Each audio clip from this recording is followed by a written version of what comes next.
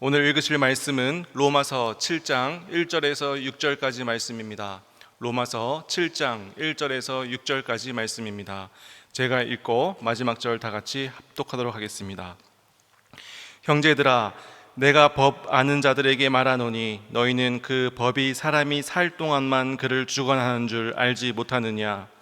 남편 있는 여인이 그 남편 생전에는 법으로 그에게 매인바 되나 만일 그 남편이 죽으면 남편의 법에서 벗어나느니라.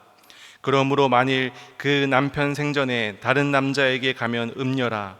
그러나 만일 남편이 죽으면 그 법에서 자유롭게 되나니 다른 남자에게 갈지라도 음녀가 되지 아니하느니라. 그러므로 내 형제들아, 너희도 그리스도의 몸으로 말미암아 율법에 대하여 죽임을 당하였으니 이는 다르니 곧 죽은 자 가운데서 살아나신 이에게 가서 우리가 하나님을 위하여 열매를 맺게 하려 함이라. 우리가 육신에 있을 때에는 율법으로 말미암는 죄의 정욕이 우리 지체 중에 역사하여 우리로 사망을 위하여 열매를 맺게 하였더니, 마지막 절 다 같이 읽겠습니다. 이제는 우리가 얽매였던 것에 대하여 죽었으므로 율법에서 벗어났으니 이러므로 우리가 영의 새로운 것으로 섬길 것이요 율법 조문에 묵은 것으로 아니할지니라. 아멘. 오늘 저희가 나눌 말씀은 로마서 7장입니다. 주제는 율법입니다. 먼저 우리가 전에 나누었던 이 로마서 6장, 이 6장에 대해서 다시 한 번 더 우리가 살펴보면, 이 로마서 6장은 세례입니다. 세례와 연합에 대해서 우리가 나누었습니다. 그래서 이 성도는 그리스도와 함께 죽고 그 그리스도의 부활을 경험한 존재이다라고 이 사도 바울은 이야기를 합니다. 이 세례라는 것, 이때 당시에는 전심 침례였습니다. 그러니까 이제 연못이나 이제 강에 가서 몸 전체를 담궜다가 빼내는 것이 이제 세례 의식이었는데, 이것은 단순한 신앙 고백을 넘어서 이 공동체로 나아가는 표지였습니다. 그러니까 이 물에 담궜다가 빠지는 이 행위를 통해서 이전에 나는 죽고 그리고 예수 그리스도의 부활에 참여하는 것, 새로 사는 것을 의미하는 것이 바로 이 세례이다. 그래서 이 세례를 통해서 죄와의 단절을 이 로마서 6장에서는 사도 바울이 이야기를 했습니다. 우리가 죽었기 때문에, 우리가 세례를 통해서 우리가 죽었기 때문에, 예수 그리스도의 십자가를 통해서 우리가 죽었기 때문에 더 이상 우리는 죄에 얽매인 그런 존재가 아니다. 우리는 새로운 피조물이다라고 사도 바울은 선포했습니다. 로마서 6장에서. 그래서 우리의 삶의 주인이 바뀌었다라는 것입니다. 그 전까지는, 그 세례 전까지, 그 예수 그리스도의 십자가 사건 전까지는 우리는 죄의 종으로 우리는 살아왔지만, 그 후로 우리는 의의 종이 되었다. 그러니까 우리의 주인이 바뀌었다. 더 이상 죄에서 우리는 속해 있지 않고 죄에서 자유하고 예수 그리스도께 속한 자가 되었다라는 것이 바로 이 로마서 6장의 내용입니다. 같은 논리입니다. 사도 바울이 같은 의미로서 이제 로마서 7장을 쓰는데, 이제는 세례가 아니라 율법입니다. 그 전까지는 우리는 율법의 종이 되어서 율법의 노예가 되어서 살아왔지만, 우리가 예수 그리스도의 십자가 사건으로 인해서 우리가 죽었기 때문에 이 율법은 우리가 더 이상 더 이상 우리를 얽매이지 못하고 우리는 성도로서의 존재론적으로 변화가 되었다라는 것을 말하는 것이 바로 오늘 본문 로마서 7장입니다. 이때 당시 이 율법에 대한 이 많은 논란이 있었습니다. 이 유대인들에게는, 이 히브리인들에게는 이 율법은 꼭 지켜야 하는 것이었습니다. 예를 들어서 신명기 6장 3절에 보면, 이스라엘아 듣고 삼가 그것을 행하라. 그것이 율법이죠. 율법을 행하라. 그리하면 내가 복을 받고. 그러니까 이 이스라엘 백성들이, 유대인들이 붙잡고 있던 이 신명기 말씀에서도 골자가 이것입니다. 너희들이 이 율법을 잘 지키면 너희들이 복을 받게 될 것이고, 너희들이 이 율법을 지키지 않으면 너희들이 저주를 받게 될 것이다 라는 것이 히브리 유대인들이 가지고 있었던 이 율법에 대한 붙잡음이었습니다. 그렇기 때문에 이 율법이 그들에게는 중요한 구원의 기준이 되었다라는 것입니다. 그런데 이 헬라파 유대인, 이 이방인 유대인들에게는 이 율법을 지키기도 어려웠고, 또 이 율법을 통해서 구원을 받지 않는다는 것을 이 사도 바울을 통해서, 또 예수 그리스도를 통해서만 구원받는다는 것을 알고 있었는데, 이 히브리파 유대인들, 이 유대인들이 자꾸 이 율법에 대해서 이야기를 하니까 이 헬라파 유대인들도 이제 헷갈리기 시작한 겁니다. 혼란이 온 것이죠. 도대체 무엇이냐? 율법을 지켜야 되는 것이냐, 말아야 되는 것이냐? 율법은 도대체 무엇이냐라는 계속해서 의문이 있었습니다. 그래서 이 사도 바울이 이 로마서 7장을 통해서 이제 명확하게 이야기해 주는 것입니다. 율법은 죄를 드러내는 거울의 역할을 하지만 구원의 길이 되지 못한다는 점을 분명히 이 오늘 말씀 로마서 7장을 통해서 이야기하고 있습니다. 자, 그래서 오늘 1절에 보니까 이 사도 바울이 이 당시 로마 사람들이 잘 알고 있는 그 법률을 예화를 들어서 설명을 합니다. 1절을 보니까 이 일반적인 법이 사람이 살 동안에만 그들을 주관하는 줄 알지 못하느냐. 그러니까 이 법이라는 것은 그 사람이 살아 있을 때에만 적용이 된다는 것입니다. 오늘날도 우리도 마찬가지입니다. 피의자가 사망을 하면 공소권 없음, 불기소로 종결이 나죠. 기소 후에도 공소 기각 결정을 내려서 사건을 종결시킵니다. 그 피의자가 사망했기 때문에. 그러니까 그 법은 살아 있을 때만 적용되는 것이 바로 법이다라는 것입니다. 우리도 마찬가지입니다. 갈라디아서 너무나도 유명한 말씀이죠. 갈라디아서 2장 20절에 보면 내가 그리스도와 함께 십자가에 못 박혔나니 그런즉 이제는 내가 사는 것이 아니요 오직 내 안에 그리스도께서 사시는 것이라. 이제는 내가 육체 가운데 사는 것은 나를 사랑하사 나를 위하여 자기 자신을 버리신 하나님의 아들을 믿는 믿음 안에서 사는 것이라.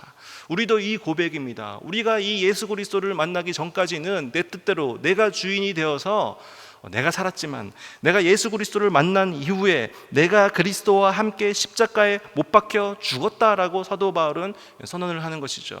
이것이 우리의 신앙이라는 것입니다. 우리가 예수 그리스도를 만나기 전까지는 율법의 얽매인 존재였지만, 우리가 예수 그리스도를 만난 후에 그 십자가를 우리가 붙잡은 후에는 더 이상 우리는 율법에 얽매일 필요가 없다라는 것입니다.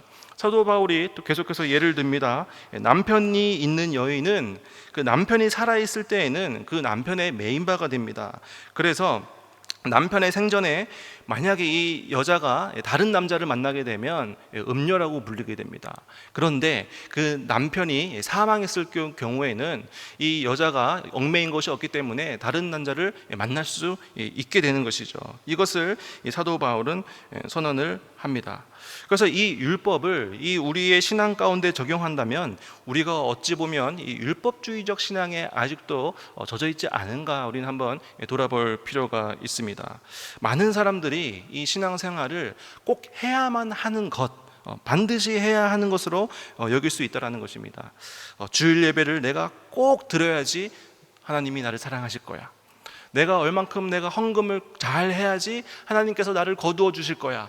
내가 교회를 위해서 이렇게 헌신하고 봉사해야지만 내가 하나님 앞에 내가 볼 면목이 있어. 이런 식으로 내가 무엇을 해야지 하나님이 나를 기뻐하실 거야 라고 생각하는 것, 이것이 대표적인 율법주의적 잘못된 신앙이라는 것입니다.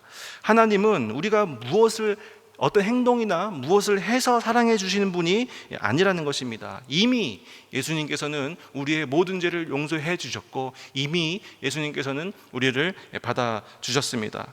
그래서 우리가 예배, 기도, 봉사 이런 것들 너무나도 우리 신앙 가운데 중요한 요소들인데, 이것을 우리가 억지로 의무감으로 하는 것이 아니라 우리는 하나님을 바라보면서 하나님과의 그 관계 가운데서 하나님의 사랑받는 자녀처럼 기쁨으로 해야 된다는 것입니다. 나는 이러한 존재인데, 나는 이렇게 죽을 수밖에 없는 이런 하찮은 존재인데, 그런 나를 하나님께서 거두어 주시고 나에게 구원을 허락해 주셨으니 그 구원의 기쁨, 그 구원의 감격, 그 감사함이 넘쳐서 내가 하나님 앞에 나아가서 교회를 섬기고 하나님께 물질을 드리고 시간을 드리고 그리고 또 교회를 섬기는 것, 예배드리는 것, 이것이 우리의 올바른 태도라는 것입니다. 그래서 이 율법 안에 있는 순종은 억지스러움이 있습니다. 내가 꼭 해야만 한다, 이것을 하지 않으면 안 된다라는 이 억지스러움이 있지만, 이 그리스도 안에서의 순종은 이 성령님께서 내 안에 새 마음을 주셨기 때문에 내가 하고 싶어서 기꺼이 하나님께 아낌없이 드리는 마음이 된다라는 것입니다. 그래서 예배, 기도, 봉사, 헌신 이런 것들을 의무가 아니라 우리는 특권으로 하나님께 드리고, 억지로가 아니라 자원하는 마음으로, 감사하는 마음으로 하나님께 드려야 된다는 것입니다. 우리가 학교를 다닐 때, 요즘에는 많이 없어졌지만 교칙이라는 게 있었습니다. 그래서 이제 두발, 머리도 규제가 있었고, 또 교복도 규제가 있었습니다. 그리고 또 지각, 학교에 늦으면 안 됐었고, 또 제 기억에는 손톱 검사까지 학교에서 했습니다. 그래서 정확한 교칙이 있었죠. 그래서 근데 많은 학생들이 또 머리를 또 기르고 싶어서 이 두 발의 규제를 피해가기도 하고, 그리고 또 제가 기억나기는 어떤 또 여자 친구들은 학교에서 왔다가 그 치마를 막 꼬매서 또 이렇게 날씬하게 만들고, 뭐 이런 식으로 막 하는 그런 걸 본 적이 있습니다.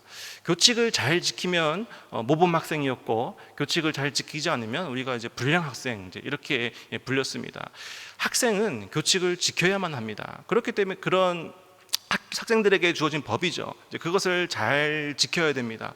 그런데 짧습니다. 3년이면 이제 고등학교를 졸업하게 되죠.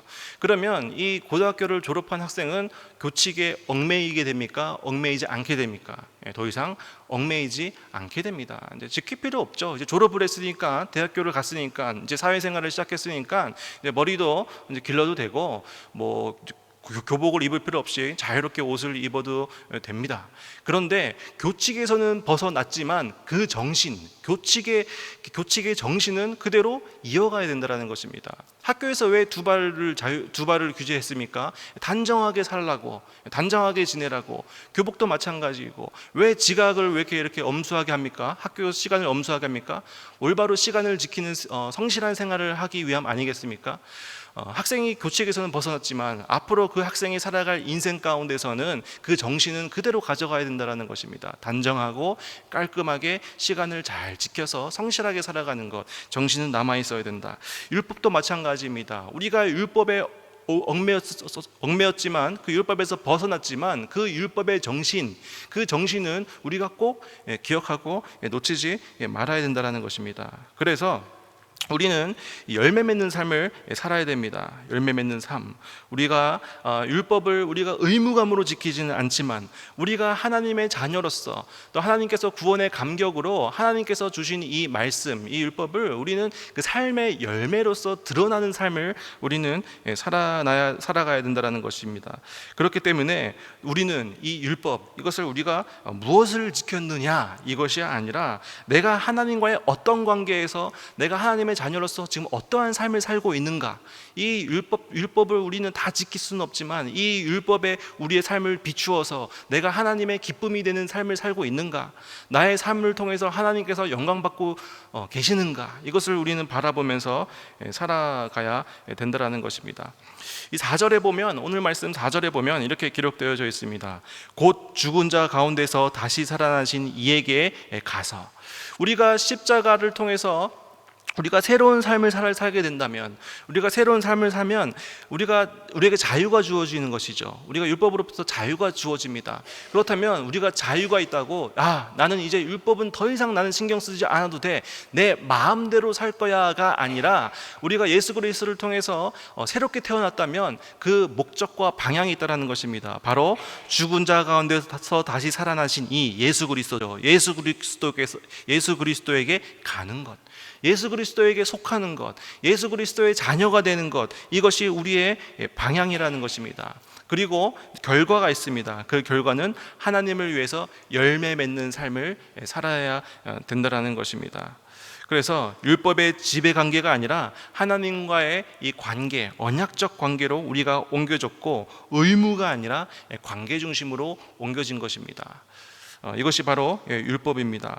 자, 그렇다면 우리가 좀 경계해야 할 것이 있습니다. 자, 그러면 우리 삶 가운데 율법이 더 이상 우리를 얽매이지 못하니까, 아까 제가 말씀드렸다시피 나는 이제 자유다, 나는 이제 율법을 더 이상 신경 쓸 필요 없다. 성경의 레위기, 출애굽기, 신명기에 나오는 율법은 옛날 사람들의 이야기고 더 이상 내 얘기가 아니다라고 오해를 할 수가 있습니다. 근데 이것을 무율법주의, 이것을 신앙적 방종이라고 이야기합니다. 제가 말씀드렸다시피 이 새로운 율법은 우리에게 우리를 얽매는 것은 아니지만 하나님의 사랑에 대한 응답, 하나님의 사랑에 대한 보답, 그것의 감격에 대한 관계적인 의미로 우리 삶 가운데 열매 맺는 삶으로 우리의 율법의 요소들이 드러나야 된다는 것입니다. 그래서 오늘 본문 마지막 절 6절에 보면 사도 바울이 이렇게 기록했습니다. 이제는 우리가 얽매였던 것에 대하여 죽었으므로 율법에서 벗어났으니 이러므로 우리가 영의 새로운 것으로 섬길 것이요 율법의 조문에 묵은 것으로 아니할지니라. 우리가 율법에서 벗어났다, 우리가 율법에서 해방되었다, 이렇게 사도 바울은 선포를 합니다. 그리고 이제 두 가지를 비교합니다. 조문에 묵은 것과 영의 새로운 것입니다. 조문에 묵은 것, 조문은 글자를 뜻합니다. 그러니까 율법을 뜻하겠죠. 율법에 묵은 것이 아니라 영의 새로운 것으로 우리는 나아가야 된다. 조문, 율법, 그 글자를 그대로 규칙만 따지면서 억지로 따라 살려고 하는 그런 신앙이 아니라 이것은 하면 안 된다, 이것은 꼭 해야 한다, 그런 것을 강조가 되어서 내가 율법을 지키지 못했을 때 오는 그런 불편함과 어려운 마음으로 그렇게 신앙생활을 하는 것이 아니라 우리는 율법을 통해서 우리의 죄를, 우리를 거울 보듯이 우리를 돌아보는, 그렇게 율법을 바라보아야 된다는 것입니다. 그리고 영의 새로운 것으로, 그러니까 율법을 우리가 바라보면 율법을 우리는 지키지 못합니다. 지킬 힘이 없습니다. 그런데 우리가 예수 그리스도와 죽고 우리가 새로운 피조물이 되었을 때 우리는 이 율법을 지킬 수 있게 되는데, 어떻게 지킬 수 있게 되느냐? 우리 마음 가운데 성령님이 함께 하신다는 것입니다. 성령님께서 우리에게 새 힘을 주시고 성령님께서 우리에게 새 마음을 주셔서 기꺼이 우리가 그 율법대로, 하나님의 뜻대로, 하나님의 기쁨에 열매 맺는 삶을 살 수 있도록 성령님께서 인도해 주신다. 그러니까 영의 새로운 것, 그 성령을 우리가 붙잡고 하나님과 동행하는 삶을 살아야 된다라고 사도 바울은 이야기하고 있는 것입니다. 이런 것 같습니다. 우리가 어떤 아이가 방 청소를 하는 게 너무 힘들죠. 아무리 부모가 너 방 치워, 너 정리 안 해, 막 계속 얘기를 해도 이 아이는 방 청소하는 게 너무나도 싫고 지겹고 귀찮습니다. 그런데 갑자기 내가 좋아하는, 또 내가 사랑하는 친구가 내 방에 온다고 했을 때 그 아이는 어떻습니까? 기쁜 마음으로, 즐거운 마음으로 그 방을 시키지도 않아도 청소를 하게 될 것입니다. 이런 것이다라는 것입니다. 그 율법을 바라보았을 때 하나님께서 우리 마음 가운데 즐거움을 주시고 기꺼이 할 수 있는 상황과 환경도 허락해 주시고 또 이길 수 있는 그 힘도 허락해 주셔서 우리가 기꺼이 이 율법을 잘 따르면서 하나님의 자녀로서 열매를 맺으면서 살 수 있게끔 하나님께서, 성령님께서 함께 해주신다라는 것이 바로 사도 바울의 설명입니다. 자, 그렇다면 우리가 오해하지 말아야 될 것, 율법은 폐기된 것인가? 아닙니다. 율법은 폐기된 것이 아니고 율법은 거룩하고 선한 것입니다. 그런데 율법은 정죄 관할의 기능일 뿐이 아니라 우리 그리스도 안에서 성취, 그리고 우리 그리스도 안에서 열매로서 내면화되는 것이 율법입니다. 그리고 도덕률, 우리가 그러면 더 이상 이제 우리가 도덕적으로 살 필요가 없지 않느냐? 우리가 마음대로 죄 지어도 우리가 회개하면 용서받을 것이고, 우리 더 이상 이제 율법이 파괴됐으니까 도덕적으로 살 필요 없네라고 오해할 수가 있지만 그렇지 않다라는 것입니다. 이 도덕이라는 것은 우리 삶의 열매로 나타내야 됩니다. 물론 이 도덕이 우리가 구원을 받기 위해서 지키는 것은 아니지만 우리가 구원 받았기 때문에 우리는 도덕적으로 성경에 있는 율법을 지키면서 우리는 살아가야 된다는 것입니다. 그래서 그러므로 우리는 그리스도 안에서 우리는 죄와 율법에 대해서 그 얽매인 것에서 벗어나서 우리는 예수 그리스도에 속한 자가 되었습니다. 그리고 그 새로운 관계, 하나님과의 관계를 통해서 그 관계의 목적은 바로 열매입니다. 우리는 하나님의 자녀로서 합당한 열매 맺는 삶을 살아야 됩니다.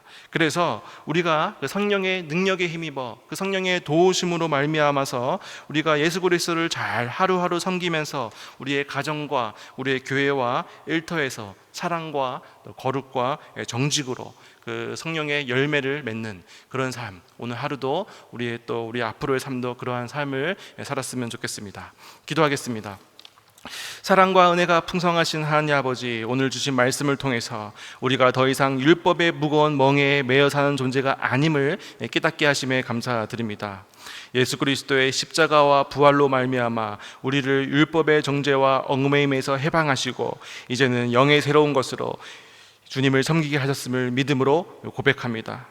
우리가 여전히 신앙을 지키는 듯이 의무로만 여기면서 억지로 순종하려 할 때가 많이 있었음을 고백합니다. 그러나 오늘 말씀을 통해서 성령께서 주시는 새 마음과 새 힘으로 기쁨으로 교회를 섬기고 예수 그리스도를 따르게 하여 주시옵소서. 이 모든 말씀 예수님의 이름으로 기도드립니다. 아멘.